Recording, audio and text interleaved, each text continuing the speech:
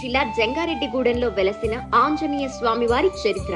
భక్తుడి కోరిక మేరకు మద్ది చెట్టులో కొలువైన స్వామివారు భక్తుల కొంగు బంగారమై విలసిల్లుతున్నారు. వందల ఏళ్ల చరిత్ర కలిగిన ఈ ఆలయంలో స్వామివారు స్వయంభువై కొలువు తీరక ప్రదక్షిణలు చేస్తే దోషాలు పోగొడతారని భక్తుల నమ్మకం.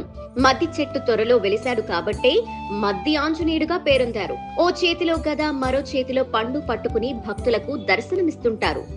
సీతాదేవిని అపహరించిన రావణాసురుడి సైన్యంలో మధ్వాసుర అనే రాక్షసుడు ఆంజనేయుడి పరాక్రమానికి పరవశించిపోయి నిత్యం ఆరాధించేవాడు. మరో జన్మలోనైనా ఆయన అనుగ్రహం పొందాలనే ఆలోచనతో యుద్ధంలో స్వామివారికి ఎదురెళ్లి వీరమరణం పొందాడట. తిరిగి ద్వాపర యుగంలో మధ్వకుడిగా మళ్లీ జన్మించి యుద్ధంలో కౌరవసేన తరపున పోరాడట. ఆ సమయంలో అర్జునుడి రథంపై రెపరెపలాడుతున్న ఆంజనేయ స్వామి చిత్రాన్ని చూస్తూ కన్నుమూశాడట. తిరిగి కలియుగంలో మధ్వ మహర్షిగా పుట్టిన ఆ అసురుడు ఇక్కడ ఎర్ర కాలువలో నిత్యం స్నానమాచరించి స్వామి సాక్షాత్కారం కోసం తపస్సు చేసేవాడట. ఏళ్లు గడిచి వయసు మీద పడిన సమయంలో ఓ రోజు ఎర్ర కాలువ వద్దకు వెళ్తూ పడిపోతుంటే వానరం వచ్చి ఊతు అందించిందట. అరటి పండును ఇచ్చి ఆకలి తీర్చి రోజూ తనకు సాయమై ఉండేదట. స్వామివారే వానర రూపంలో వచ్చి తనకు సాయమై నిలిచాడన్న విషయాన్ని ఆలస్యంగా అర్థం చేసుకున్న మధ్వ మహర్షి ఆనంద పరవశుడయ్యాడట.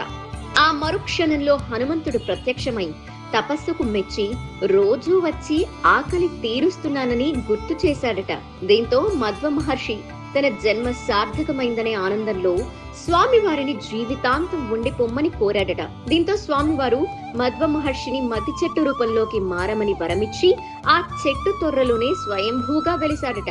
ఆ తర్వాత కొన్నాళ్లకు ఓ భక్తురాలి కలలో సాక్షాత్కరించి తన ఉనికిని వెల్లడించాడట. ఏలినాటి శని దోషాలు, అవివాహితులు, వివాహ సమస్యల్లో ఉన్నవారు మద్ది ఆంజనేయ స్వామిని ప్రత్యేకంగా ఆరాధిస్తుంటారు. ముందుగా 21 ప్రదక్షిణలు చేసి వెళ్తారు. తమ సమస్యలు పరిష్కారమైన, కోరికలు నెరవేరిన 108 ప్రదక్షిణలు చేసి పరమాన్ను నివేదించి మొక్కు చెల్లించుకుంటారు. ప్రతి శనివారం పంచామృత అభిషేకం, ప్రతి నెల పూర్వభాద్ర నక్షత్రం రోజున సువర్చల సమేత ఆంజనేయ స్వామి కళ్యాణం జరిపిస్తుంటారు.